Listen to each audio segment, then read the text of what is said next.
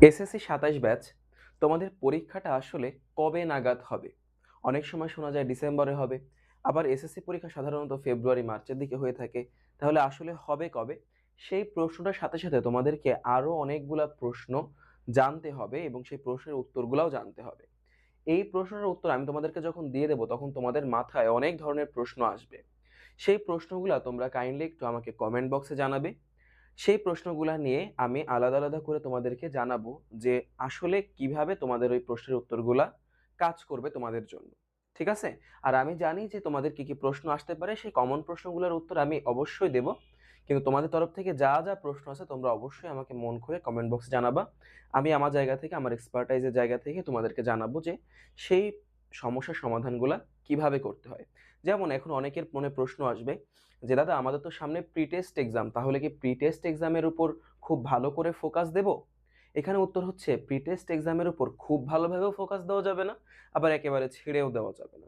Pre-test এক্সামকে SSC এর প্রিপারেশনের অনেক ভালো একটা ধাপ হিসাবে ব্যবহার করতে হবে। কিভাবে? সেটা আমি ওই ভিডিওতে তোমাদেরকে জানিয়ে দেব। খুব কম সময়ের মধ্যে আমি ভিডিওটা তোমাদেরকে প্রোভাইড করে দেব। ঠিক এরকম যে, "দাদা আসলে এইবার আমাদের পড়াশোনার স্ট্র্যাটেজিটা কেমন হওয়া উচিত? এতদিন তো যা করেছি, এবার স্ট্র্যাটেজি কেমন হওয়া উচিত?" ইত্যাদি, ইত্যাদি অনেক ধরনের প্রশ্ন তোমাদের মাথার মধ্যে ঘুরপাক খাবে। তো সেই জায়গাগুলা থেকেই তোমরা তোমাদের প্রশ্নগুলো অবশ্যই কমেন্ট বক্সে জানাবে। আমি একে, একে তোমাদের প্রশ্নের উত্তরগুলা দেওয়ার সর্বোচ্চ ট্রাই করব। তো দেখো, তোমাদের এসএসসি ২৭ এর যে এক্সামটা, সেই এক্সামটা মূলত 7th of January 7th of January ২০২৭ সালেই হওয়ার কথা।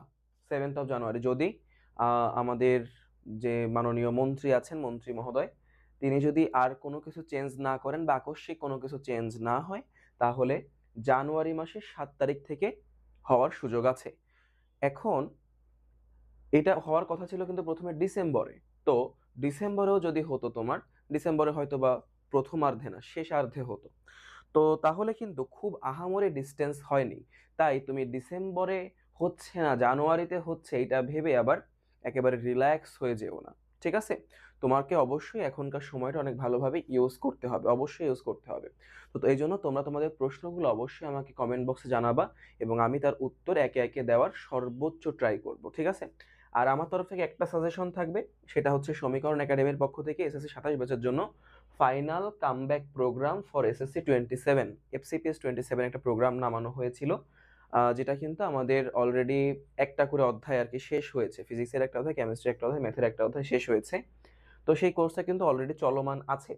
যেখানে আমরা ৬ টা সাবজেক্ট পড়াবো, physics, chemistry, biology, math, higher math, ICT, এবং এইটার কোর্সের প্রাইস হচ্ছে মাত্র ৳২,০০০। তো তুমি হচ্ছে এত সুলভ মূল্যে, আমার মনে হয় বাংলাদেশে আপাতত এরকম কোয়ালিটিফুল কোনো কোর্স নেই। সো অবশ্যই আ তুমি তোমার পছন্দগুলাকেও এর পাশাপাশি রাখবা। রেখে তোমার যদি পছন্দ হয়, আমাদের কথা বলা, আমাদের কথার ধরন, বোঝানোর ধরন যদি পছন্দ হয়, তাহলে অবশ্যই তোমরা এই কোর্সটা দেখতে পারো। আমি কমেন্টে ডিটেইলস দিয়ে দেব। আর আমি কিন্তু অলরেডি সমীকরণ একাডেমির পেজেই হচ্ছে ৩ টা ক্লাস নিয়েছি গতি এর। তো তুমি যদি চাও, তুমি ওই ক্লাসগুলোও সুন্দরভাবে দেখতে পারো। ঠিক আছে? আমি ওইটার লিংকও কমেন্টে দিয়ে দেব। তোমরা ভালো থেকো, সুস্থ থেকো, আমার জন্য দোয়া রাখিও। তোমাদের সকলের জন্য অনেক, অনেক, অনেক দোয়া থাকলো। টেনশন করিও না, সব ঠিক হয়ে যাবে। তোমাদের পছন্দ মতো যেকোনো একটা কোর্সে তোমরা হচ্ছে একটু এনরোল করতে পারো। এটা আমার এটাই হতে হবে তা না, যেকোনো একটা কোর্সে সেই কোর্সটাকে গাইডলাইন হিসাবে নিয়েই তোমরা তোমাদের পথটা বা জার্নিটা কমপ্লিট করতে পারো। ভালো থাকো। তোমাদের জন্য অনেক, অনেক, অনেক শুভকামনা। Wishing you a very, very, very good luck juniors.